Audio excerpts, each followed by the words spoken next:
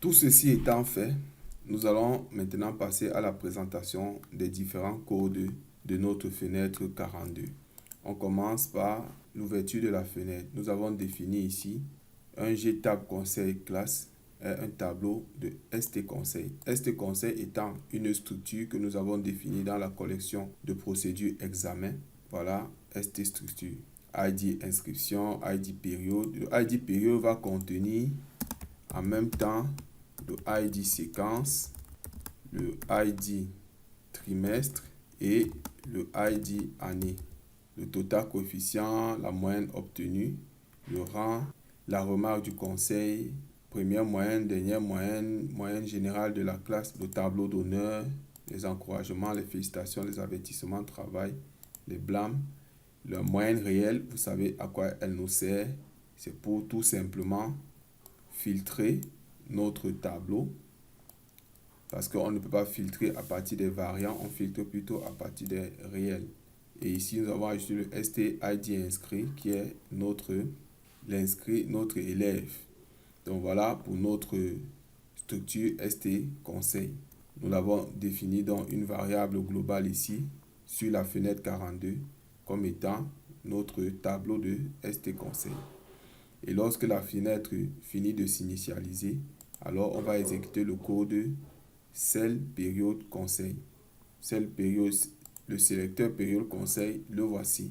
C'est là où le code commence. Mais avant ça, nous avons ici le code qui va ordonner notre table. Donc ce code pour ordonner la table, qu'est-ce que le code fait? Il va donc, on prend table tri, il va trier par nom et par moyenne. C'est-à-dire qu'il va d'abord prendre le nom. Maintenant, si les élèves ont le même nom, il va donc prendre la moyenne et mettre le premier nom sera celui qui a la plus forte moyenne. Ou alors, on va classifier, on va ordonner par mérite. Il va donc mettre la moyenne. Maintenant, si deux élèves ont la même moyenne, il va prendre à partir des noms. Et ainsi de suite. Donc voilà. Et ici, on va donc mettre les numérotations avec la procédure PL numéro que vous connaissez certainement. Ça s'écrit de la même manière que dans la vidéo précédente. On va donc entrer ici dans le sélecteur qui va déterminer quelle est la période du conseil de classe qu'on veut afficher. Lorsqu'on clique là, il nous renvoie ici d'exécuter le code de traitement de la combo. On entre dans la combo année. On va donc déjà lister toutes les années ici. Lorsqu'on a listé toutes les années, on dit donc que combo période visible est égal à vrai. C'est parce qu'on la rend visible ici, parce qu'elle va se cacher ici là. Lorsque on sera dans un conseil de classe annuel, on n'a pas besoin de la combo période. Voici la combo période ici. On n'a pas besoin de ceci, parce que l'année suffit. Mais lorsqu'on sera dans les deux autres, on a besoin de la période pour savoir est-ce que c'est la séquence ou est-ce que c'est le trimestre. C'est pourquoi on cache donc cette combo et on la rend visible quand c'est nécessaire. Maintenant, on entre donc dans le sélecteur. Si on est dans le premier cas, c'est-à-dire qu'on est dans un conseil de classe des compositions ou des séquences, on va donc PG liste composition. On va donc lister ici toutes les compositions. Vous connaissez cette procédure qui liste toutes les compositions d'une année. Et on va changer le libellé de la combo période en séquence. Si nous sommes dans un conseil de classe par trimestre, on va prendre la procédure PL liste division année. On va donc lister les divisions de l'année, telles que vous voyez. Et on change le libellé de la combo période par trimestre. Si nous sommes dans le cas 3, on va juste cacher la combo période. Et dès que c'est bon, on exécute le traitement de la combo période. Il y a quelque chose qui ne va pas ici. Ce code-ci n'est vrai que si on fait ça ici et ici. Mais ici, ce n'est plus vrai. Ici, on doit plutôt lui demander d'exécuter la combo classe. Ok, tout ceci parce que celui ici, dans les deux premiers cas, comme la combo période est visible, on va exécuter ici. Or, la combo période, lorsque elle s'exécute, exécute la combo classe. Que voici. Comme de ce côté-ci, dans le troisième cas ici, la combo classe, la combo période n'est plus visible, on va donc directement exécuter la combo classe. Dans la combo classe, à l'initialisation, on va charger les classes. Lorsqu'elle va s'exécuter, elle va remplir les élèves de la classe, remplir le conseil de classe et exécuter l'ordre d'affichage. Voilà les trois procédures. Nous allons donc expliquer chacune d'elles. Dans la PL remplir élève classe, nous avons le code suivant. On donne déjà le libellé de la fenêtre. On veut faire le conseil de classe de la séquence de la classe telle, la séquence telle, de l'année telle. On supprime tout dans la table. Vous connaissez déjà vraiment toutes ces manières d'écrire nos procédures. Ici, on récupère tous les inscrits de la classe au cours de l'année. Si le tableau là, le tableau des élèves de la classe n'a aucun élève et que la classe a un identifiant, c'est-à-dire qu'on a sélectionné une classe, on dit donc que ajoute une ligne sur la table et dit aucun conseil généré. Disons plutôt, au lieu de aucun conseil généré, aucun élève dans la classe. Pour quand même dire à notre utilisateur que cette classe-là n'a aucun élève. Et on donne info, aucun élève. On peut même enlever info là pour dire tout simplement qu'il n'y a aucun élève dans la classe. Très bien.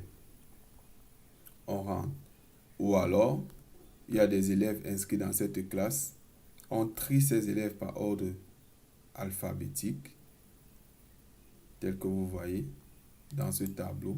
Lorsqu'on les a triés, on les recherche et on remplit tout simplement notre table. Table ajoute conseil. Ici, on remplit seulement les 3 colonnes que vous voyez. Et on numérote tout. Voilà tout pour notre procédure PL rempli élève de la classe. Lorsque c'est bon, on peut maintenant remplir le conseil de classe. Pour remplir le conseil de classe, il faut d'abord le charger en mémoire. Donc, on va le charger dans la mémoire, dans le tableau de valeurs que nous avons défini à l'ouverture de la fenêtre, cette procédure-ci. Bien, que fait cette procédure PL charge au conseil de classe? Il va d'abord vider le tableau de structure des conseils de classe que nous avons défini à l'ouverture de la fenêtre. Pour chaque type de conseil de classe, donc, il va récupérer les éléments. Le conseil de classe qui va, que ce soit pour le conseil de classe de séquence, de trimestre ou annuel, il va récupérer ces éléments. Avec la requête conseil de classe séquence, conseil de classe trimestre et conseil de classe année, qui prend 2 variables, l'identifiant de la séquence ou l'identifiant du trimestre ou l'identifiant de l'année et l'identifiant de la classe sélectionnée. Voilà. Nous vous présentons donc les requêtes. Voilà tout. Il récupère tout le conseil de classe et on ajoute seulement inscription ID classe pour filtrer, pour ne choisir que les élèves d'une certaine classe sur une certaine période. Donc voilà, tous ces éléments sont là. C'est pareil à la requête que nous avons ici, conseil de classe de trimestre. Et ici, nous avons ajouté un tri, mais le tri là n'est vraiment pas nécessaire puisque nous allons retrier après et ainsi de suite. Donc, et nous avons également la requête conseil de classe annuel. Il récupère tous les conseils de classe de l'année. Donc, vous avez, c'est pratiquement la même requête, mais que nous avons fait pour les 3 différents fichiers. Ainsi, lorsqu'il récupère donc tous les éléments par la requête, on les parcourt.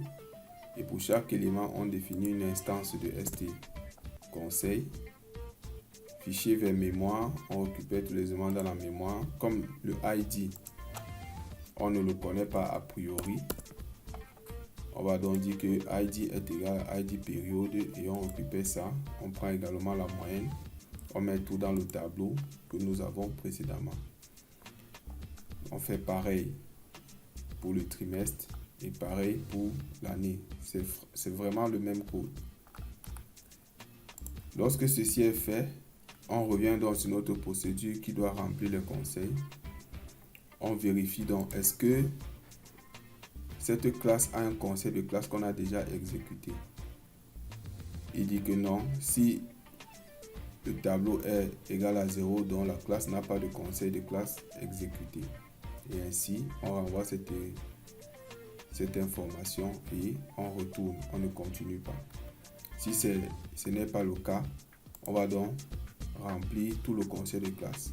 Mais comment est-ce qu'on le remplit? On ne va pas dire que table ajoute, puisque la table a déjà listé les noms des élèves. Maintenant, ce que nous allons faire, nous allons plutôt rechercher les identifiants des élèves par rapport à ceux qui sont dans le tableau. Lorsqu'on recherche les identifiants, pour chaque conseil, on recherche l'identifiant de l'élève qui est concerné. Et lorsqu'on trouve une ligne qui est différente de -1, alors on lui charge tout son conseil de classe en moyenne, son rang, son tableau d'honneur et ainsi de suite. Donc voilà, lorsque c'est fait, il va donc sortir de là. On revient donc, nous sommes toujours sur le code de la combo classe. Lorsqu'on revient à la combo classe, on va donc exécuter le filtre que nous avons vu tout à l'heure. Voilà, c'est tout pour le code de la combo classe à ce niveau. Donc nous avons déjà parlé de tout ce code-ci. Maintenant, parlons du code du champ recherche. C'est un code facile, vous le connaissez déjà. Table désactive, filtre de table, conseil. Maintenant, on active un filtre, table active filtre. Au niveau de la colonne nom, par moi-même, filtre contient.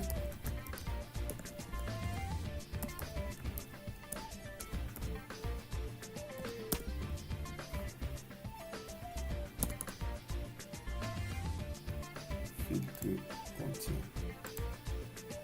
Ok, voilà pour le code de ce champ. Maintenant,